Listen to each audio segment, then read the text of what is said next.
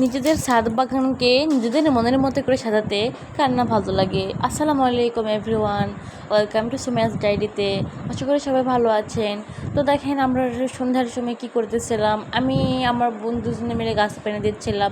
আজকে বিকেলবেলা আমরা ঘুমে যাওয়ার জন্য গাছে পানি দেওয়া হয়নি, তো আমরা ঘুম থেকে উঠে তাড়াতাড়ি সাথে উঠে আসছিলাম যেন গাছগুলোকে দ্রুত পানি দিয়ে শেষ করতে পারি, কারণ রাত লাগলে আমরা দুই বোনে অনেক ভীতু, সাথে থাকতে পারি না।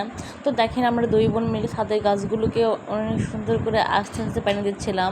আমাদের গাছগুলো কিন্তু অনেক কম ছিল, আস্তে আস্তে যত্নের জন্য বেড়ে উঠেছে। আমাদের গাছগুলো কিন্তু 2 থেকে 3টা থেকে শুরু হয়েছিল ছাদ বাগান করা, তো আস্তে আস্তে আমাদের ছাদটা অনেক গাছে ভরে যাচ্ছিল।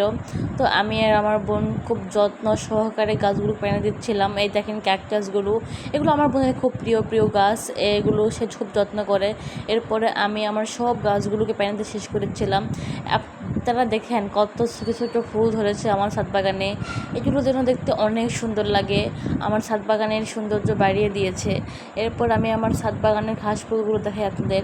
এই ঘাস ফুলগুলো যেন আমাদের ছাদের সৌন্দর্য বাড়িয়ে দিয়েছে। এই ঘাস ফুলগুলো কিন্তু অল্প একটু ছিল, এখন দেখেন কত হয়ে গিয়েছে। এই ঘাস ফুলগুলো দেখতে অনেক সুন্দর লাগে আমার।